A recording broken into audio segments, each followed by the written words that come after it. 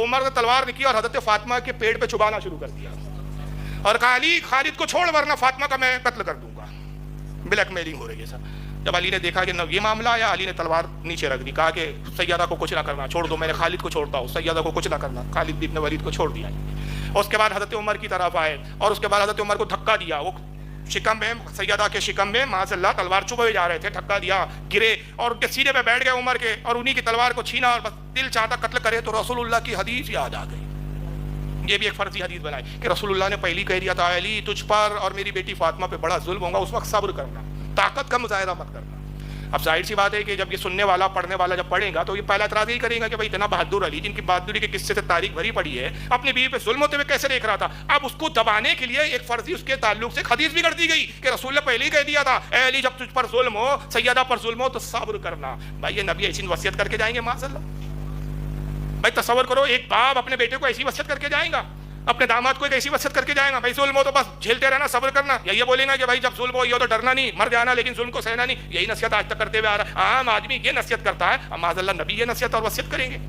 تو جب یہ وصیت یاد آ گئی تو حضرت علی ابو بکر حضرت عمر کے جو ہے سینے سے ہٹ گئے, دور ہٹ گئے, اور کہا کہ عمر خدا کی قسم میں تجھے قتل کر دیتا مجھے, لیکن رسول اللہ کی وصیت یاد آ گئی, جہاں میں نے چھوڑا. بس جیسے ہی ہٹا تو اس کے بعد پھر کیا ہوا, عمر نے کہا کہ گھر میں آگ لگا دو. حضرت سیدہ کے گھر میں آگ لگا دی گئی.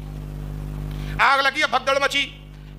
امام حسن و حسین کو سیدہ لے کے کسی طرح درد سے قہراتے ہوئے باہر نکلی. پسلیاں ٹوٹی ہوئی تھی, ہاتھ کی پسلی ہڈی ٹوٹی ہوئی ہے, پسلی ٹوٹی ہوئی ہے, چلنا نہیں ہو رہا تھا. رنگڑتے لنگڑتے کسی طرح زمین سے گھسیٹتے ہوئے دونوں شہزادوں کو ہاتھ سے کھینچتے ہوئے باہر نکلتی ہے. جب باہر نکل رہی تھی تو کنفذ نے وہ جلتا ہوا گھر کا دروازہ لیا اور سیدہ فاطمہ پہ پھینکا, اور وہ دروازہ سیدھا پیٹ پر آ کر لگا. حضرت سیدہ فاطمہ حاملہ تھی, پیٹ میں ایک بچہ تھا جس کا نام رسول نے محسن رکھا تھا. وہ بچے کا حمل ضائع ہو گیا, حمل ضائع ہو گیا صاحب. اور کنفذ نے پھر رسی کا پھندا لیا اور علی کے گلے میں ڈالا.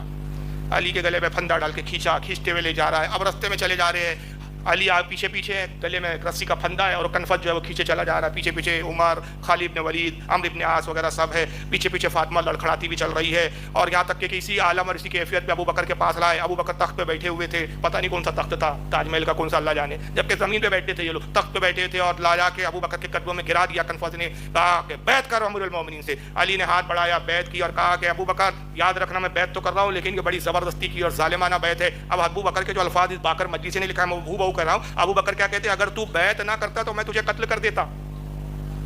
اے علی شکر منا کہ تو نے میری بیعت کر کے اپنی جان بچا لی. اب جب بیعت کر لیا علی نے کہا اب جاؤ, تمہارے سے کوئی غرض نہیں. سیدہ فاطمہ دوڑی رسول اللہ کے روضے کی طرف, قبر کی طرف. ابھی بھول گیا باقر مجلسی, بھلکڑ بھی بڑے ہوتے ہیں, ابھی پسلی ٹوٹی ہوئی تھی, ابھی ہاتھ ٹوٹے ہوئے تھے, حمل ضائع ہو گیا تھا. اب تصور کرو کسی عورت کا حمل ضائع ہو جائے, پسلی ٹوٹ جائے, بائی پسلی, ہاتھ ٹوٹ جائے, وہ عورت بھاگ سکتی ہے بھائی؟